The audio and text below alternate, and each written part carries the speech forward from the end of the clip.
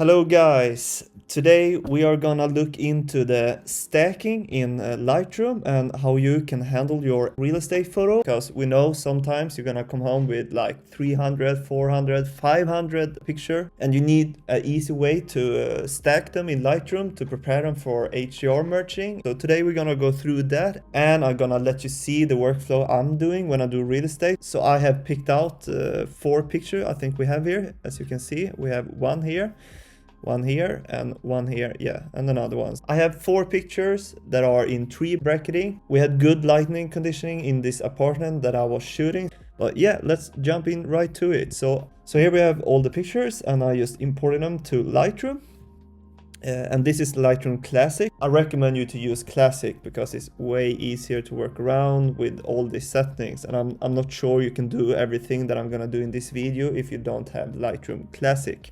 But the first thing I'm gonna do as soon as I get the pictures into Lightroom is that I'm gonna go down here with my mouse, select all the pictures. So now the pictures is all selected. I'm just gonna right click and I'm gonna go to stacking. You see here we have some options, but what I want to do is to auto stack by capturing time. And this is a really smart tool because when I click here, you can see it directly. It can calculate out is 4 stacks and we have 4 pictures. So this is perfect. I'm just gonna click that and boom, we have these 4 stacks down here, as you can see. So here's the 4 stacks. As soon as I have done that, what I'm gonna do is highlight all of them again, and I'm gonna press right click and I'm gonna go to photo merge and HDR. And what we do is we click that to start to merge these pictures into an HDR file. What's happening now is that we're taking the best of all the worlds of these pictures. So if we have these pictures here with 3 exposures, I can show you here. We're gonna use the shadows you have here, you have around here and the inside here. We're gonna use that for our pictures. We're gonna use for the highlights, we're gonna use this picture to bring back some of the highlights here and here. And for the middle one is something we're gonna use like, yeah, the middle exposure, I guess. So we're just trying to grab the best of everything and combine that into pictures. So as you can see now, the first HDR is done, and how I can see that is that it's a 4 there instead of 3.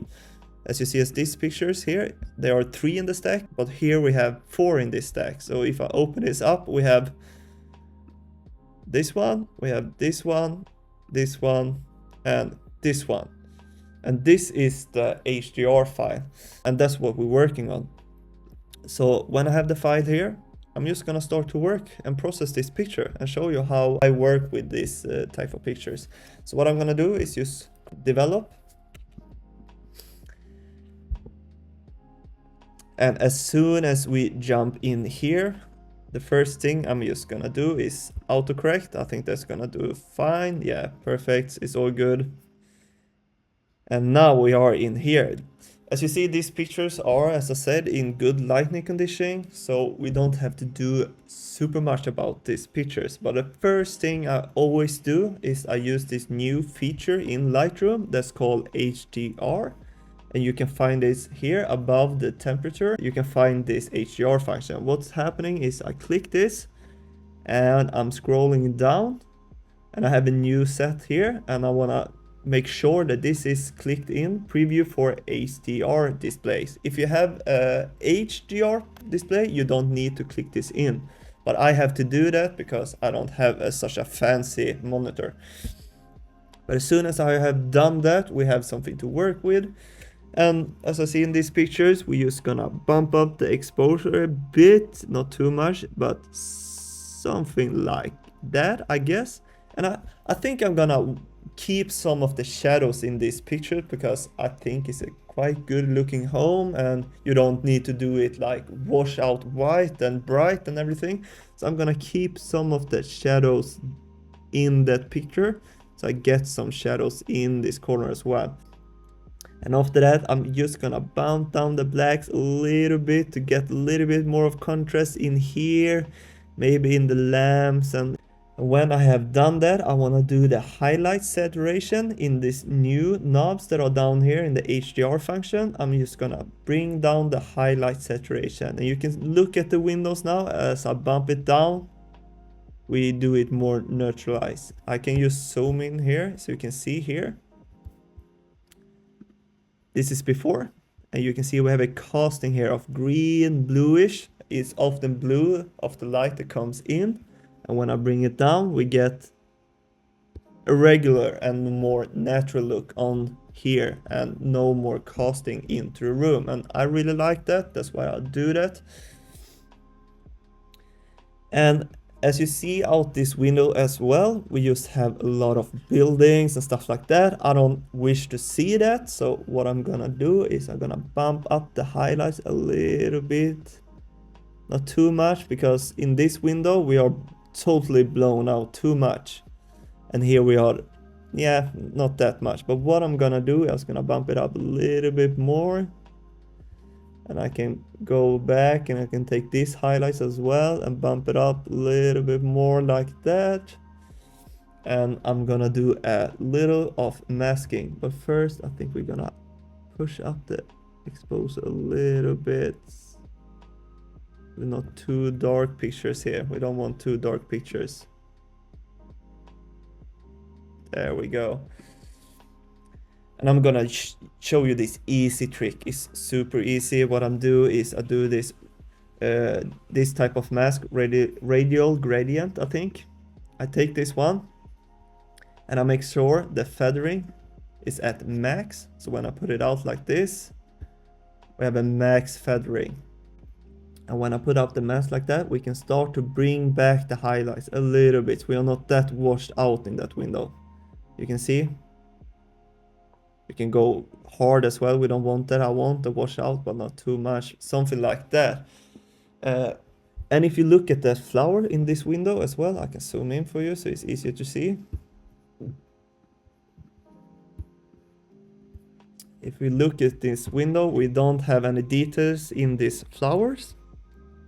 And they are very wash out. So what I'm gonna do is just bring back some of that shadow to get some more. You can see how I bring those back. So if I just bring it a little bit, and I'm gonna boost the contrast.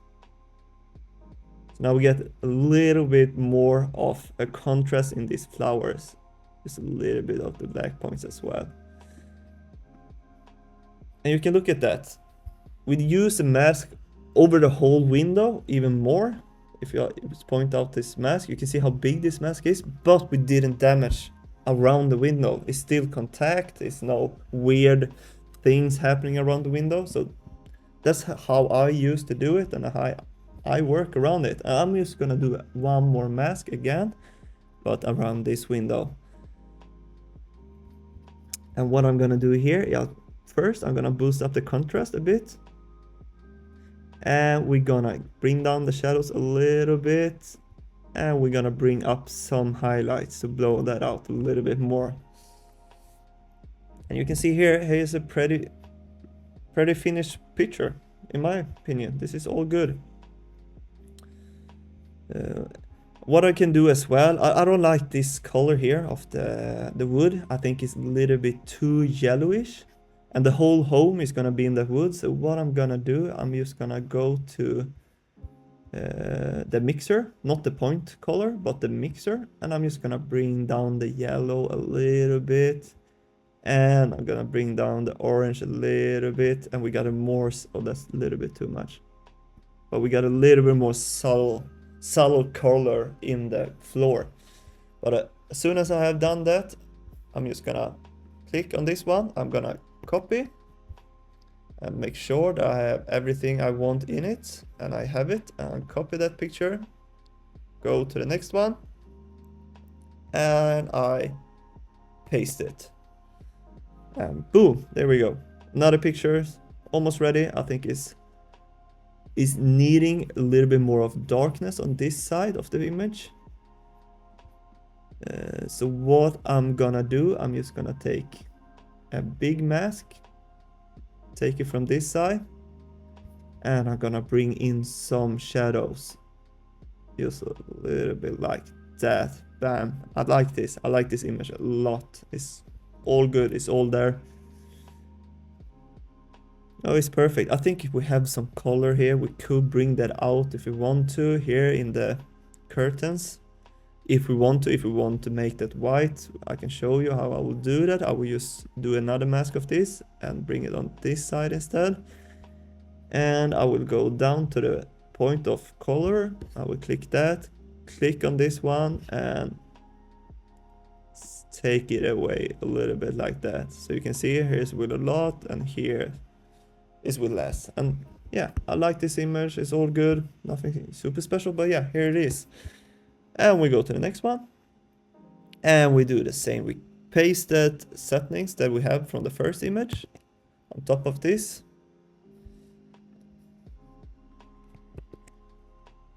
And bam. It's a good picture. It's all there. I don't even need to do anything to this. Just a little bit here in the windows. I will bring out. So if I take the masking and I do one mask and I copy and paste that mask. So I have two masks and I take this one and shape it after this window. And I will bring up the highlights. I don't want the see-through. I don't want this. I don't like that. I want to bump those up and the exposure up a little bit. Yeah, there we go.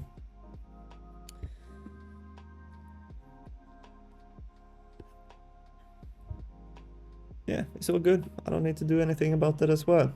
Here's a little bit more complex picture to work with, but in this case, it's not gonna be too hard because what you have here is you have a lot of view, and you have to respect the client that they want to see the view. So here is a little bit more caution about the masking and how I'm gonna do it, but I do the same as well. I take this and we make one here of this window, and I do another one of this window, and we do another one and put it on this window.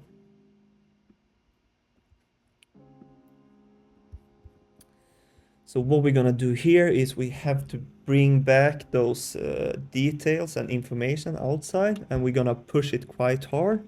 So you're gonna see some weird stuff happening around the windows, but we're gonna clean that up in the next step. So what I'm gonna do now is start with exposure and start to bump it down quite a lot. So you can see we started to bring back those details. So we are somewhere here. And when we have done that, we're starting with the highlights and bump them out as well, so we get some of that sky back. We can go really hard, but we don't want that. We want to go something like here. And what's happening now is that we have this this type of masking that have a lot of feathering. We need to add with the brush. Just in the corner around here, I'm gonna add some of the mask in here to bring out some more information. So I'm like painting in clouds right now. So I'm just gonna keep painting it in here to get the information back into the pictures. So there we have the view, perfect. And we're gonna do these windows as well. Bam, bam, bam, bam, bam. There we have that as well, and these guys as well.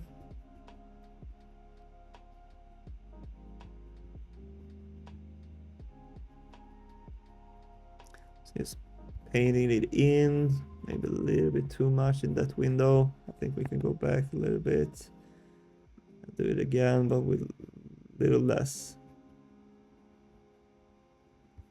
That's better. So now we have the view, but as you can see, we have weird stuff happening here. Here's all dark, a little bit dark here, and a little bit around and on the curtains as well. So what we're gonna do now is just clean that up. And how we do that is we go to mask and we click on this mask we have here. We see all the masking we have done in this mask, and we're gonna click on the subtract, and we take a brush again, and we'll make sure we have a low flow on that brush. So we're gonna bring it down to maybe like 15 or 14, yeah, and we make sure we have a big feathering.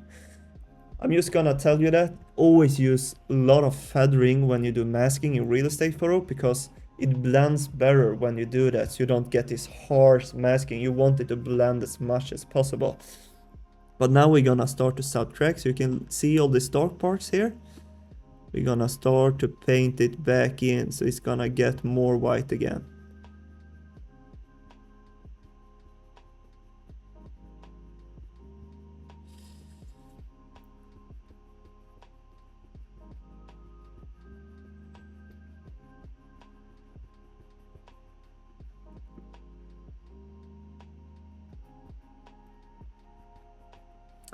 We do it here as well. Let's clean that up.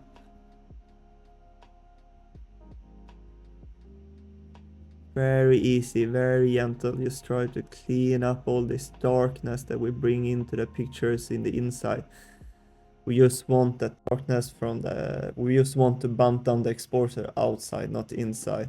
So here as well, you can see here we have a lot of weird stuff going on here that is not supposed to be dark. So we just keep doing the same here, the brush. And you can see how we just clean that off.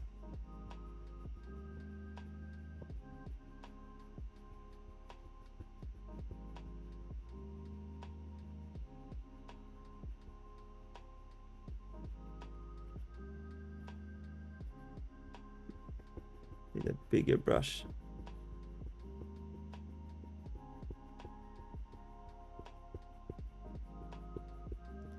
There we go. There we are more at home.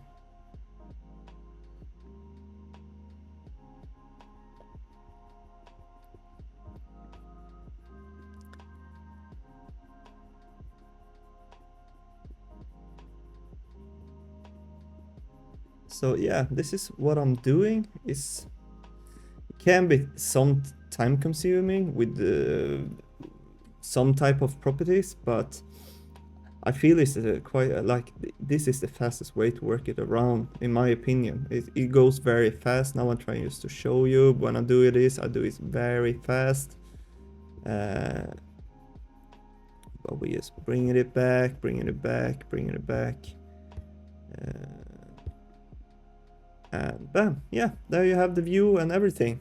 And that's how easy you can work around real estate photography. It doesn't have to be that hard that some people try to make it and complicate it, that they try to do it with Photoshop and everything. But I think this was everything for this video. Hope you find it helpful, and hope this is gonna help you to make your real estate editing faster. Thanks for today, bye.